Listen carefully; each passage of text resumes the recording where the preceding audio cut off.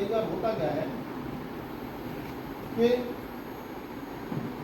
दिन और रात का टेम्परेचर ऊपर नीचे कर रहा है, दिन में गर्मी पड़ रही है, रात को ठंड पड़ रही है, दिन में गर्मी, रात को ठंड।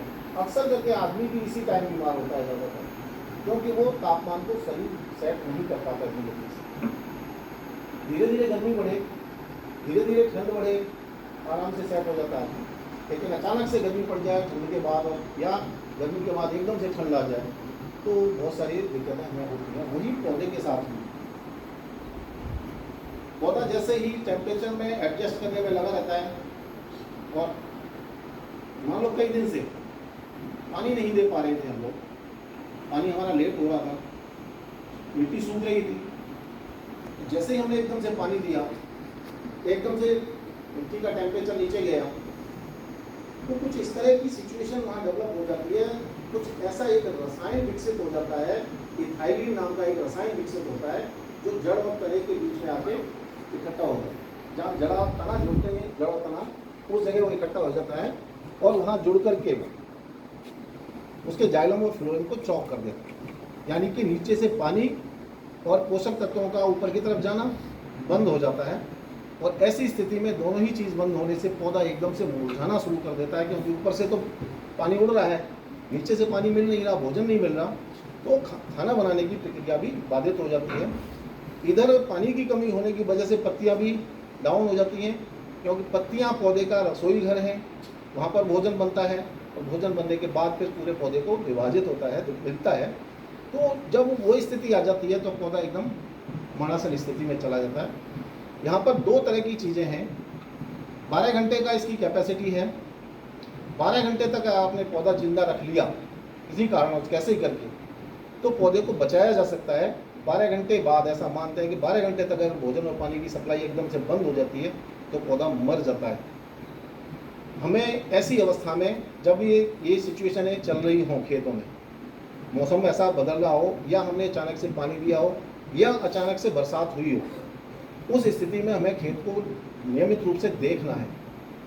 कम से कम 24 घंटे से लेकर 36 घंटे के बीच की हमें निगरानी पूरी रखनी है, और उस समय ये ध्यान देना है कि भाई कहीं कोई पौधा एकदम से मुरझाया तो नहीं।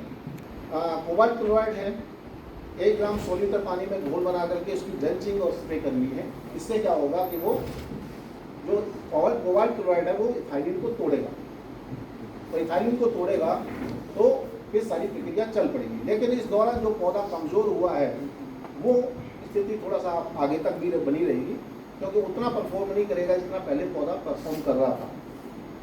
अगर ये नहीं मिल पाता, सीधा सावधानी भी रखनी है, 1 ग्राम मात्रा का मतलब 1 ग्राम ही है, 1.25 ग्राम भी नहीं है, क्योंकि कोबाल्ट क्लोराइड अपने आप में टॉक्सिक है।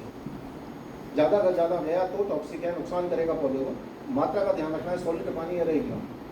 अगर ये 1 ग्राम से अगर ये हमें नहीं मिल पाता, क्योंकि केमिकल महंगा भी है और मिलता भी इतनी आसानी से नहीं है, तो उस स्थिति में हमें ये करना है कि आधा % नाइट्रोजन और पोटास का हमें घोल का छिड़काव उसके ऊपर करना है, इसके पौधे के ऊपर, और जड़ में भी देना है। पौधे के ऊपर नाइट्रोजन और उसका छिड़काव का मतलब हो गया आधा % का ले रहे हैं। तो अगर हम ढोलकी की संदर्भ में बात करेंगे तो ढोलकी में 109 ग्राम यूरिया और 175-76 ग्राम DAP, अगर हम दोनों का एक ढोलकी में घोल बनाएंगे तो लगभग आधा % का सॉल्यूशन बनेगा। और नहीं, इससे क्या होगा कि उसको नाइट्रोजन, फास्फोरस और पानी ऊपर से मिलता रहेगा, तो ऊपर वाली से जो उसकी कुछ आवश्यकता की पूर्ति रहेगी, और पौधा जिंदा बना रहेगा 12 घंटे के बाद। और इतने में ही क्या है, वो इथाइलिन टूटना शुरू हो जाएगा 12 घंटे बाद, और पौधा चल पड़ेगा। हालांकि ये कोई एक कारण नहीं है। सबसे बड़ी प्रॉब्लम क्या है, बीटी के साथ ही सबसे बड़ी प्रॉब्लम है। बीटी में देखिए आप, जो हमारा सामान्य नरमा है, बिना बीटी वाले जो वैरायटियाँ हैं, उनका जड़ तंत्र लंबा है और बीटी का छोटा है। बीटी एक पौधे पर बोल लोड बहुत ज़्यादा रहता है। अब उस छोटे जड़ तंत्र के साथ जब पौधे की रिक्वायरमेंट एक साथ बढ़ती है और मौसम में उसी समय परिवर्तन आते हैं, तो पौधा अपने आप को मतलब असहज महसूस करता है, और उसको जितनी भी रिक्वायरमेंट चाहिए पानी की, भोजन की, वो पूर्ति नहीं होती, तो सडनली उसको दिक्कत आती है, तो वो बिल्ट में चला जाता है। इसके लिए हमें तैयारियां शुरू से ही करनी है। तो हमें ज़मीन को स्वस्थ रखना है, जमीन को स्वस्थ रखने का एक ही मात्र तात्पर्य है कि भाई जो भी पोषक तत्व पौधे को चाहिए होते हैं उनकी आपूर्ति हम शुरू से ही करें। सबसे पहला निवेदन है कि बढ़िया अच्छी सड़ी गोबर की खाद कम से कम 2.5-3 टन प्रति बीघा हमें बुआई से पहले खेत में देनी है, ताकि बाकी जो पोषक तत्व हैं उनकी आपूर्ति बनी रहे। उसके बाद किसान भाइयों से कि भाई फास्फोरस जो है एक ऐसा पोषक तत्व है जो जड़ निर्माण में भाग लेता है, और पोषक जब हम फास्फोरस कई बार किसान बाद में देते हैं, उन किसान भाइयों से निवेदन है कि वो बिजाई के टाइम में जितनी भी फास्फोरस देनी है उनको दें। माध्यम आपका डीएपी हो सकता है या आपका एसएसपी हो सकता है, लेकिन आपको जो भी फास्फोरस देनी है पौधे को वो बुआई के समय ही दें, ताकि उसका जड़ बनाने की प्रक्रिया सुचारू रूप से चलती रहे और पौधे की जड़ का विकास प्रॉपर हो जाए। जब जड़ का विकास प्रॉपर हो जाएगा तो पौधा इतना कमजोरी महसूस नहीं करेगा।